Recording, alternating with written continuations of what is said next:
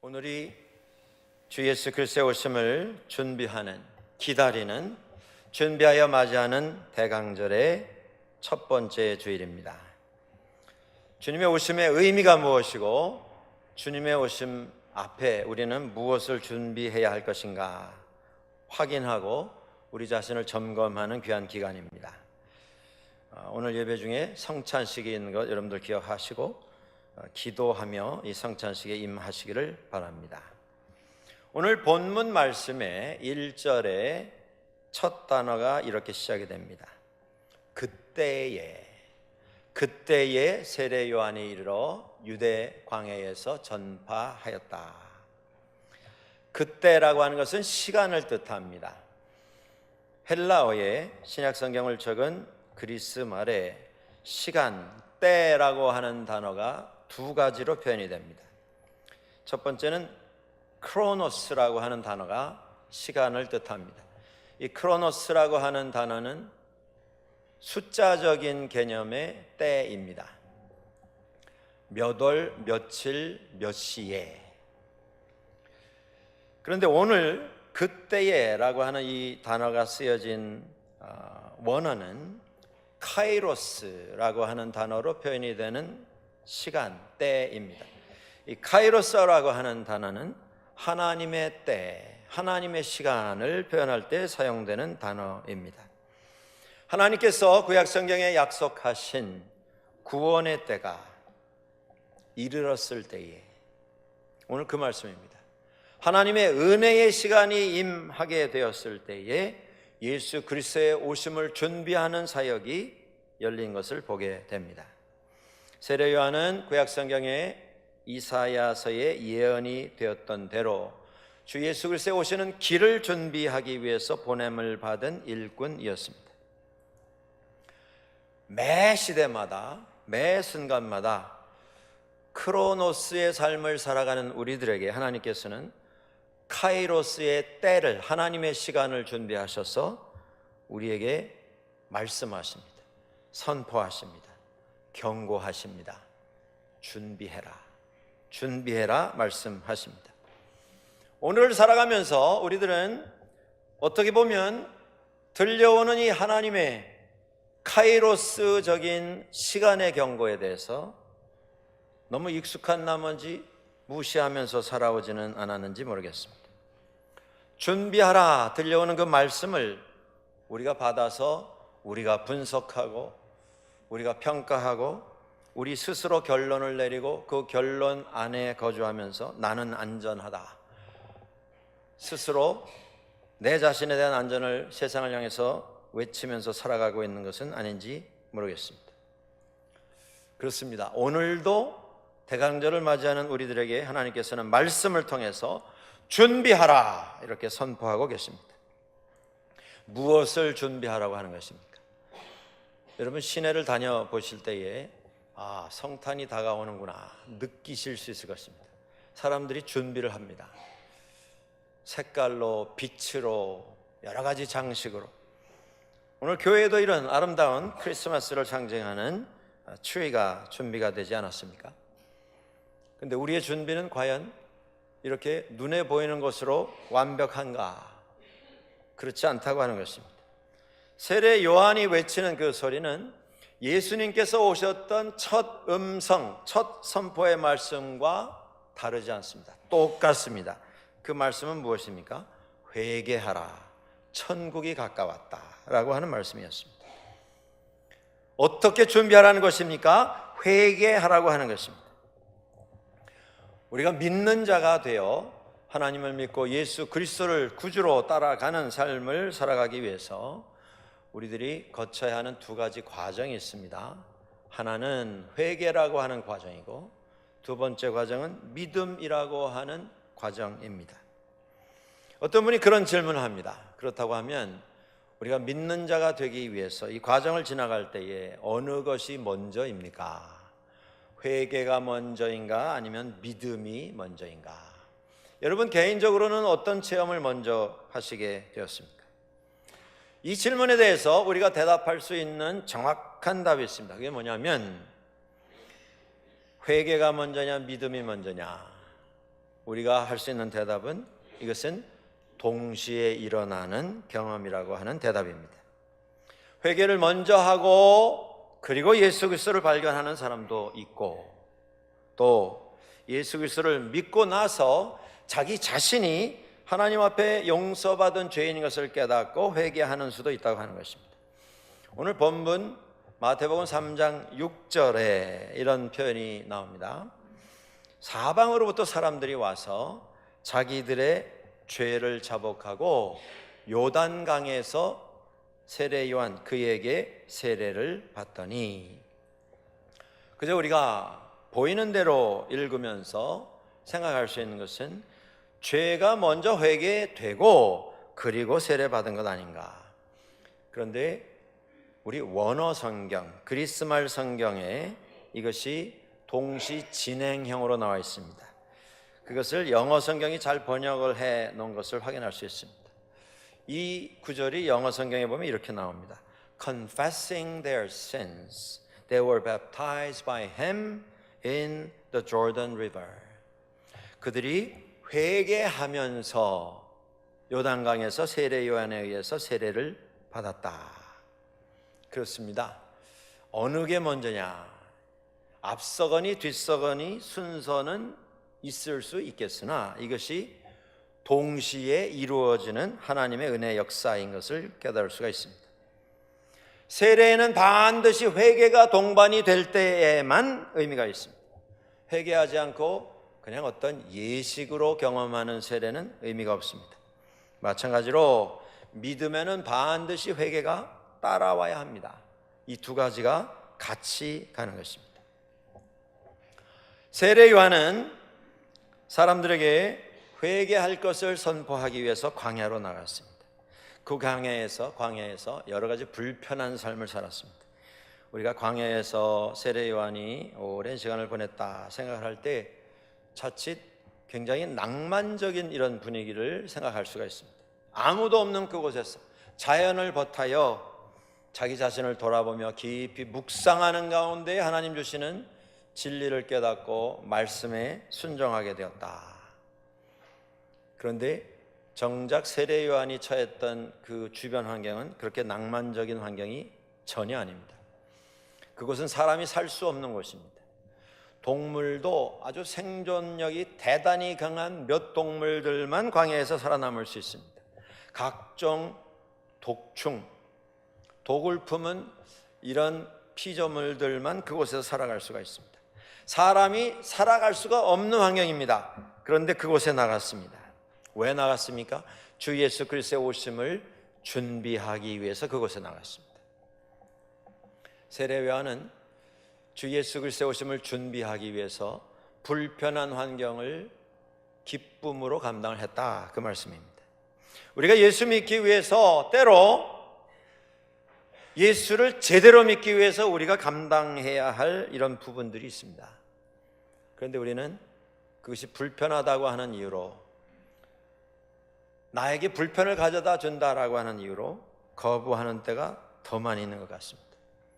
세례 요한이 낙타 털옷을 입고 가죽띠를 띠고 광야에서 살았습니다. 무슨 기인의 괴상한 모습이 아니라 광야에서 살아가기 위해서 그가 입을 수 있는 그 당시에 가능한 옷이라고 하는 것이 그저 가죽으로 만들어서 뒤집어 쓰고 다니는 그런 옷밖에는 없었기 때문에 그것을 취한 것입니다. 그가 메뚜기와 석청을 먹었다. 여러분, 이것이 무슨 몸에 보약이 되어서 거기 무슨 특별한 성분이 들어있어서 그것을 섭취하면서 그가 거기서 살았는가? 그게 아닙니다. 먹을 것이 그것밖에 없었습니다. 들짐승들 먹는 그걸 먹으면서 살았습니다. 왜 이런 불편한 삶을 살았는가? 사람들에게 회개를 촉구하기 위해서, 사람들에게 주 예수 그리스도의 오심을 준비시키기 위해서 그러한 것들을 감당을 한 것입니다. 오늘 현대인들에게 있어서 삶의 최우선순위가 되는 궁극적인 삶의 목표가 있다면 그것은 삶을 조금이라도 더 편안하게 진행하는 그런 것입니다. 집에 살면서 그 집이 더 편안한 집이 되도록 우리가 많은 투자를 하고 노력을 기울입니다. 차를 타고 다니면서 그 차도 그래도 이전에 사용했던 차보다는 조금 더 편하고 조금 더 좋은 차, 먹는 것도 입는 것도 살아가는 환경도 다 마찬가지입니다. 우리 삶에 있어서 우리가 절대 포기하지 않으려고 하는 몇 가지 것 가운데 하나가 이 편안함, 그것입니다. 버트란트 러셀이라고 하는 작가는 그가 적은 짧은 수필에서 이런 말을 적습니다. 현대인에게 있어서 가장 큰 집착, 현대인을 지배하는 가장 큰 삶의 목표가 있는데 그게 뭐냐면 편안함, 그것이다. 그러면서 그 짧은 수필 끝에 그는 이런 글귀를 적어 놓고 있습니다. 현대 문화가 점점 진행이 되면서 사람은 조금 더 편한 환경, 조금 더 편안한 가재 도구, 집안에서 사용하는 모든 가구, 그리고 그 편안한 안락 의자에 앉아서 더 편안함을 추구하면서 그 안락 의자의 편안함 속에 점점 깊이 들어가게 되고 결국 그 편안함에 묻혀서 거기서 빠져나오지 못하고 숨이 막혀서 세상을 떠나게 될 것이다. 현대 사회에서 살아가고 있는 사람이 추구하는 그 편안함이 결국 현대인을 살아가지 못하게 만드는 가장 큰 적이 될 것이다. 여러분들 어떻습니까? 우리가 예수 믿기 위해서 우리가 좀 자랑스럽게 내려놓을 수 있는 것들이 어떤 것이 있습니까? 우리는 또 그런 선택을 하고 있습니까? 현대인들, 특별히 이 좋은 북미에서 살아가는 우리들은 절대 우리의 삶의 편안함을 위협하는 것들은 허락을 하지 않습니다. 조금 더우면 더워서, 조금 추우면 추워서, 조금 걸어야 하면 또 그것이 불편해서, 소리가 크면 커서, 작으면 작아서, 너무 어두우면 어두워서, 화나면 환해서 우리는 불편함을 요만큼이라도 감당을 하지 못하는 분위기를 만들어가면서 이 편안함의 노예가 되면서 살아갑니다. 사도 바울이 자신의 선택을 통해서 우리에게 선포하는 메시지가 이것입니다. 현대인들이 예수 믿으며 살면서 예수 믿는 삶을 제대로 하기 위해서 우리가 삶에 크고 작은 불편함이 있을 때 그걸 잘 피해가는 삶을 살아가는데 다 전문가가 되어가고 있다. 그렇게 하지 말고 그 불편함 자랑스럽게 기쁨으로 감당해라. 그때 주 예수 그리스도의 오심을 제대로 준비할 수 있다. 우리에게 이야기하고 있는 것입니다. 세례 요한이 강조한 회개라고 하는 성경의 단어는 메타노이아라고 하는 단어입니다. 메타노이아. 그런데 이 단어의 문자적인 뜻은 방향을 바꾼다. 삶의 어떤 전환, 방향을 트는 것을 뜻합니다. 많은 분들이 회개의 과정을 이렇게 설명을 합니다. 제일 먼저 마음의 죄의 중대함을 깨닫고 죄의 가공할 파괴적인 그 힘을 깨닫고 뉘우치는 것입니다. 먼저 죄가 얼마나 무섭다고 하는 것을 깨닫고 그 죄를 회개하는 것입니다. 두 번째 회개의 과정이 있습니다. 그것은 그 죄가, 그 가공할 파괴력을 가진 죄가 내가 저지른 행동의 결과였다라고 하는 것을 인정하는 것입니다. 입술로 내 죄를 인정하고 고백하는 것입니다. 하나님, 그 죄가 내 죄입니다. 인정하는 것입니다. 우리 사람들이, 특히 믿는 사람들이 세상 살면서 그런 실수들을 참 많이 합니다. 어떻게 인간으로서 그런 죄를 저지를 수가 있는가? 너무 끔찍하고 흉측하다. 너무 비인간적이다. 죄를 보면서 우리도 분노할 때가 있습니다. 의분을 느낄 때가 있습니다. 그런데 그 죄가 정작 내가 저지른 죄라고 하는 것으로 우리에게 다가올 때에 우리는 그것을 인정하지 않으려고 합니다. 피해 다닙니다.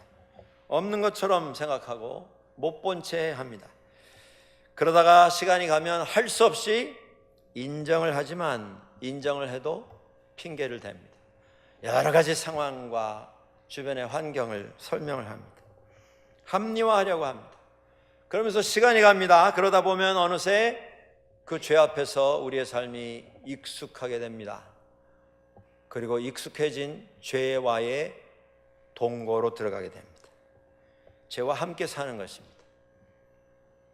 많은 사람들이 죄의 문제로 고민하고, 죄의 문제로 괴로움을 당하고, 죄의 문제로 많이 씨름하면서 고통을 경험한 것, 거기서 멈춰버리는 경우가 참 많습니다. 많은 분들이 이렇게 말합니다. 내가 그 죄를 지은 건 맞는데 나도 그 죄 짓고 많이 괴로워했다. 여러분, 회개의 궁극적인 결론이 뭐냐면 깨닫는 것입니다. 뉘우치는 것입니다. 그 죄를 내가 인정하는 것입니다. 그런데 가장 중요한 건 뭐냐면 거기서 끝나면 안 됩니다. 고민하고 씨름하고 괴로움 당하는 거기서 끝나면 안 됩니다. 괴로움 당했다고 나는 그 죄 짓고 마음이 편한 줄 아느냐? 나도 괴로웠다. 그것으로 회개한 것으로 착각하면 안 된다는 말씀입니다. 회개의 세 번째 부분이 있는데 그것은 죄에서 돌이키는 것입니다. 돌아서는 것입니다. 그 자리에 앉아서 그저 옆으로 돌아갈 생각하는 것 아니고 그 자리에 앉아서 괴로움 당하면서 신음하는 게 아니라 하나님께로 돌아가는 것입니다. 하나님의 은혜의 품으로 되돌아가는 것입니다. 하나님의 말씀 속으로 되돌아가는 것입니다. 그게 회개입니다. 마음으로 뉘우치고 입술로 고백하고 거기서 그치는 게 아니고 삶의 변화의 선택을 하고 하나님께로 되돌아가는 것입니다. 그래서 세례 요한이 말합니다. 회개에 합당한 열매를 맺어야 한다. 요단강가에 많은 사람들이 세례 요한의 외침을 듣고 나왔습니다. 그런데 그 가운데 바리새인도 많이 나왔고 사두개인들도 많이 나왔습니다. 그런데 그들이 책망의 소리를 들어야 했습니다. 듣기 민망한 정도의 아주 심한 질책의 말을 들었습니다. 그래도 회개하겠다고 나온 사람들인데 왜 그런 말을 들어야 했습니까? 그동안 살아오면서 사두개인들, 바리새인들 하나님 앞에서 회개하지 않고 살아왔기 때문에 그렇습니다.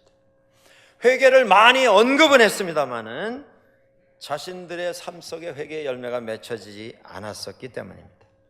바리새인들이 누굽니까? 경건파 유대인들 중에 대표적인 사람들입니다. 그 시대에 인정받은 유대교회의 지도자들, 말씀의 전문가들입니다. 사람들을 율법 안에서 가르쳤던 사람들입니다. 우리가 유대인들 보면서 그 중에 바리새인들 보면서 오늘의 기준으로 봐도 우리가 부러운 부분들이 있습니다. 물론 그들이 율법으로 스스로 완전해지려고 하는 어리석은 자기 도취에 빠졌던 사람이기는 합니다만은 우리가 부러운 게 뭐냐면 그래도 그들은 비록 실패는 했을지언정 성경에 말씀하는 율법을 그대로 지키기 위해서 엄청나게 노력하고 희생을 했다고 하는 것. 그 부분은 우리가 좀 인정할 필요가 있습니다. 정말 철저하게 살려고 노력은 했습니다. 그러나 그 노력의 과정 속에 우리가 이렇게 노력하고 이렇게 수고하고 이렇게 손해보면서 희생하면서 살아간다면 다른 사람 그 어떤 사람들보다는 그래도 우리가 잘 믿는 거다. 그러니까 저런 사람들과 나는 구분이 된다. 나는 이렇게 노력하고 수고했기 때문에 의로운 사람임에 틀림이 없다. 그 착각에 빠진 것이 문제였습니다. 하나님의 은혜 앞에 엎드려야 할 터인데 사람이 노력하고 사람이 수고하는 율법 지키고자 하는 노력으로 그들이 완전해진다 착각을 했습니다. 율법의 기본 정신, 하나님의 은혜, 그것은 잊어버린 채 형식, 껍데기, 제도, 법칙, 형식만 붙잡은 율법주의자가 됐습니다. 그래서 책망을 들었습니다. 사두개인들은 그 당시에 제사장 그룹입니다. 성전에서 드려진 모든 예배를 주관했던 사람들입니다. 그들의 삶이 곧 예배였습니다. 여러분들, 하루 종일 하나님 앞에 예배 드리는 일에 관여를 했습니다. 찬송하고 기도하고 성경을 읽고 사람들이 나오면 제사를 드리는 일을 관여를 했습니다. 그런데 왜 책망을 들은 것입니까? 그들은 제사장 그룹이었습니다. 그런데 제사장에게 돌아오는 특권, 권리, 그들이 그 시대에 누릴 수 있었던 어떤 기타 사람들이 꿈꿀 수 없었던 제도 안에서 보장된 안전한 삶, 편안한 삶, 그것을 지키기 위해서 그들은 그들의 특권과 그들의 권리를 지키기 위해서 그들은 세상과 타협을 했습니다. 권력과 타협을 했습니다. 정치와 타협을 했습니다. 자기 자신의 권리를 지키기 위해서 여러 가지 모사와 계획과 계략들을 세우면서 예수 그리스도를 십자가에 못 박는 일에 앞장을 섰던 사람들입니다.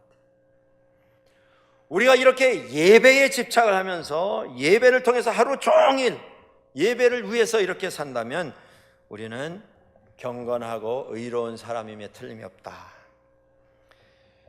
바리새인들도 하나님 앞에서 하나님, 저는 이렇게 살았습니다. 그러므로 저는 회개할 것이 없습니다.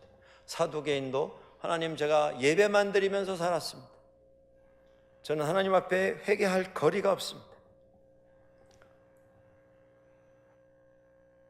바리새인들은 형식에 붙잡혔습니다. 사두개인들은 예식에 붙잡힌 사람들입니다. 회개가 없었습니다. 그래서 세례 요한이 말합니다.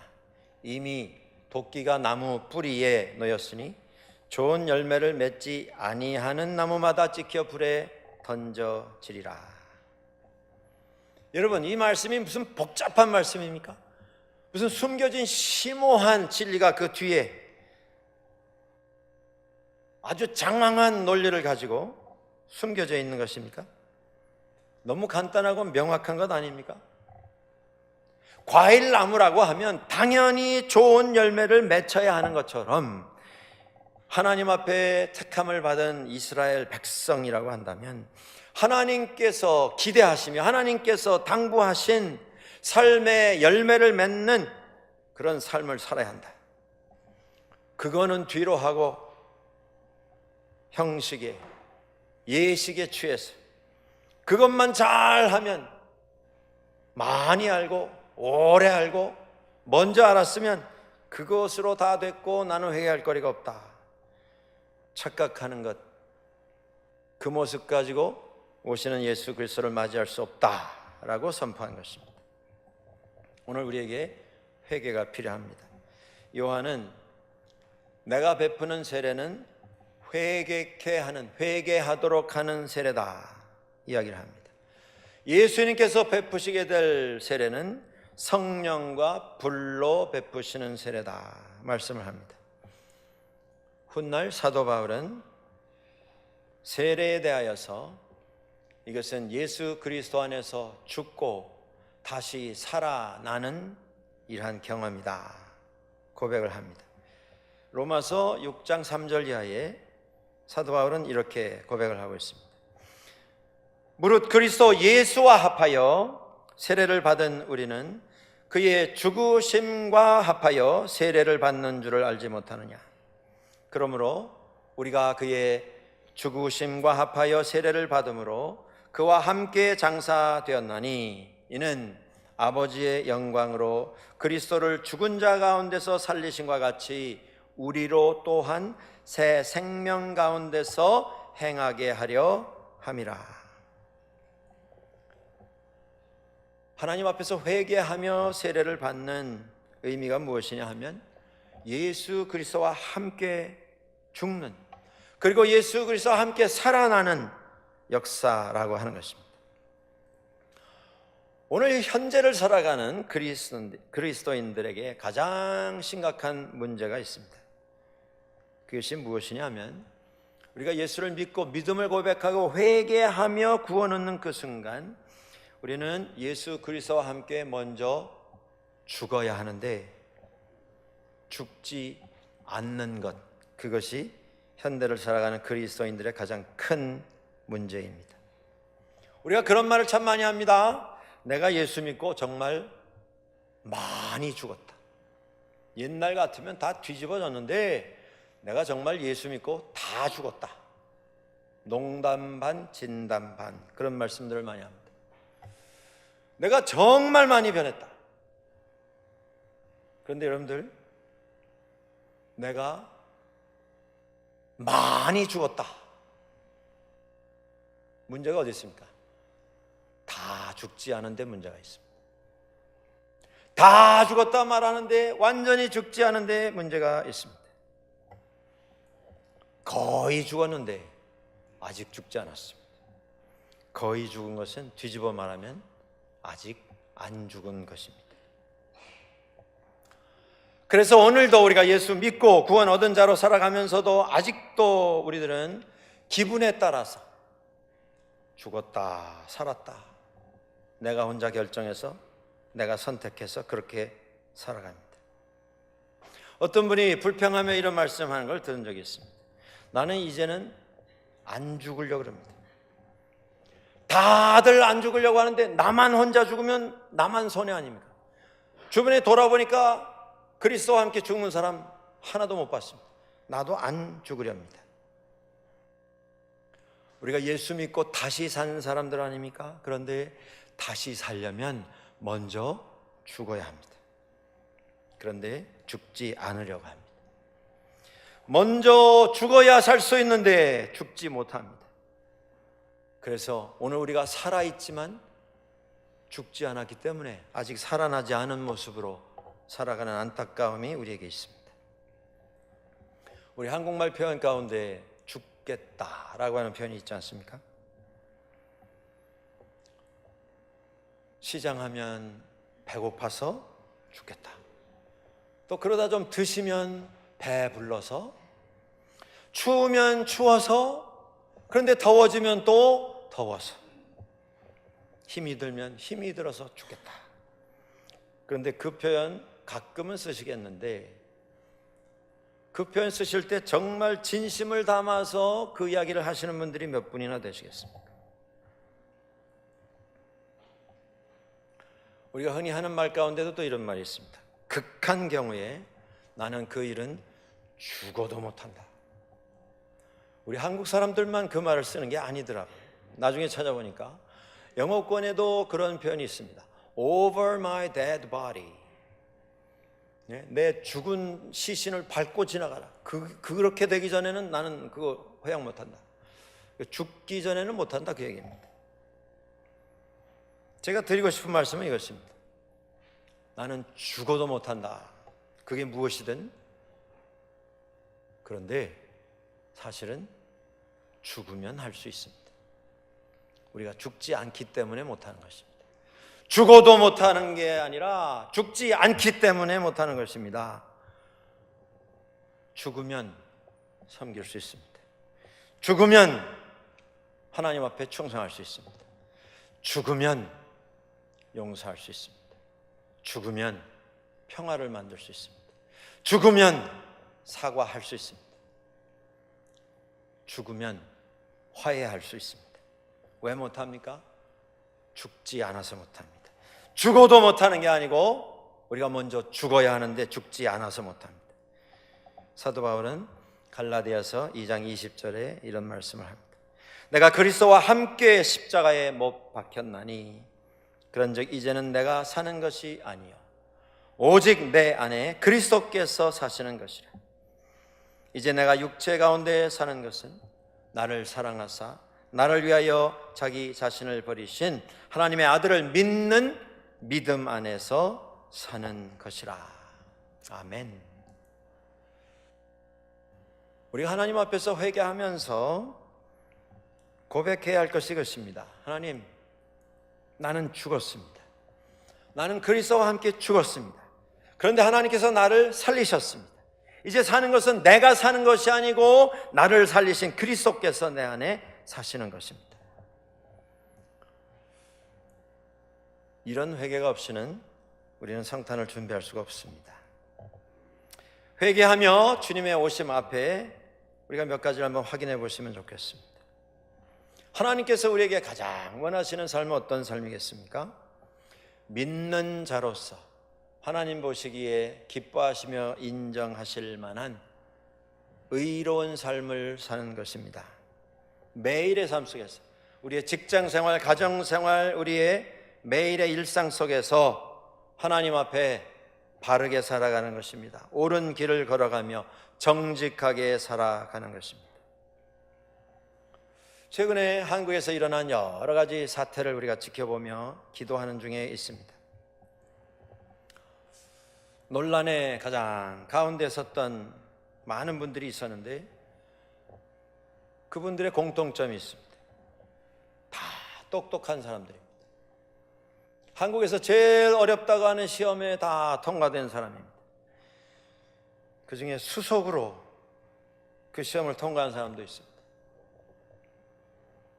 그런데 논란의 가장 중심에 서게 되었습니다. 문제가 어디에 있습니까? 이 세상에, 우리가 살아가고 있는 오늘 이 세상에 똑똑한 사람 참 많습니다. 머리 좋은 사람 참 많습니다. 계산 빠른 사람 참 많습니다. 문제가 뭡니까? 그런데 그들 가운데 정직한 사람, 바르게 살려고 노력하는 사람, 세상과 타협하지 아니하고 바른 길을 가려고 하는 사람들이 찾아지지 않습니다. 오늘 하나님께서 우리에게 기대하시고 요구하시는 것이 무엇입니까? 미가서 6장 8절에 이런 말씀이 나옵니다. 여호와께서 내게 구하시는 것은 오직 정의를 행하며 인자를 사랑하며 겸손하게 내 하나님과 함께 행하는 것이 아니냐. 오늘 우리에게 원하시는 것이 뭐냐 하면 세상에서 좀 빛처럼 소금처럼 제대로 된 판단과 선택을 가지고 주님의 길을 걸어가는 그런 삶을 살으라는 것입니다. 우리가 주변 보면서 많이 한탄합니다. 세상이 타락하고 부패하고 불의가 온 곳에 가득 찼다. 불평만 할 게 아니라 내가 그것을 바꿀 수 있는 하나님 안에서의 정의를 추구하는 삶을 살아가야 한다. 그것입니다. 많은 경우에 우리가 세상 살면서 정의보다는 편의를 선택하는 때가 많습니다. 하나님의 공의보다는 나의 스스로의 이익을 추구했던 적이 많이 있습니다. 다들 그렇게 사는데 내가 무슨 의인이라고, 내가 무슨 시대의 영웅이라고 나만 이 선택하면서 손해를 봐야 하는가. 그래서 적당하게 타협하고 양보하면서 세상과 함께 걸어가는 우리의 모습, 하나님 앞에서 우리가 회개해야 합니다. 어떤 신학자가 이런 말을 합니다. 우리 인간은 기본 우리의 생각 속에, 마음 속에 하늘의 것을 사모하고 하늘의 것을 추구하려고 하는 높은 이상과 생각을 가지고 있지만 실제로 우리 인간이 말할 때, 선택하여 행동할 때는 그 높은 이상, 생각 다 뒤로 하고 본능을 따라서 동물처럼 행동한다. 문제가 바로 거기에 있다. 이 부분을 우리가 하나님 앞에서 회개해야 합니다. 내가 감정, 내가 흥분, 내가 경험한 마음의 어떤 분, 이런 것이 이유가 되어서 세상과 똑같은 모습으로 내 자신을 다 내어준 채 그렇게 살아오지는 않았는지 회개할 필요가 있습니다. 또 한 가지 말씀드리고 싶은 게 있습니다. 우리에게 사랑 없음, 그것을 회개할 필요가 있습니다. 주님이 오시는 이 계절에 주 예수 그리스도의 오심으로 우리에게 다시 한번 확인되는 하나님의 사랑을 기억할 수 있어야 합니다. 하나님은 곧 사랑이십니다. 사랑하지 아니하는 자는 하나님을 알지 못하나니, 왜냐하면 하나님은 사랑이시기 때문이다. 성경은 우리에게 말씀합니다. 우리가 다 갖추고 있더라도 우리 삶에 사랑이 없다면 우리는 하나님 앞에 나올 수 없었습니다. 우리 가정에, 우리 직장에, 일터에, 생업터에 모든 것이 다 잘 진행되고 있는 것처럼 보일지라도 그곳에 사랑이 없다면 그곳에 하나님은 임재하지 아니하실 것입니다. 여러분들, 교회도 마찬가지입니다. 열심히 모이고 숫자가 채워지고 교회에서 여러 가지 행사를 진행을 하고 부서마다 책임 맡은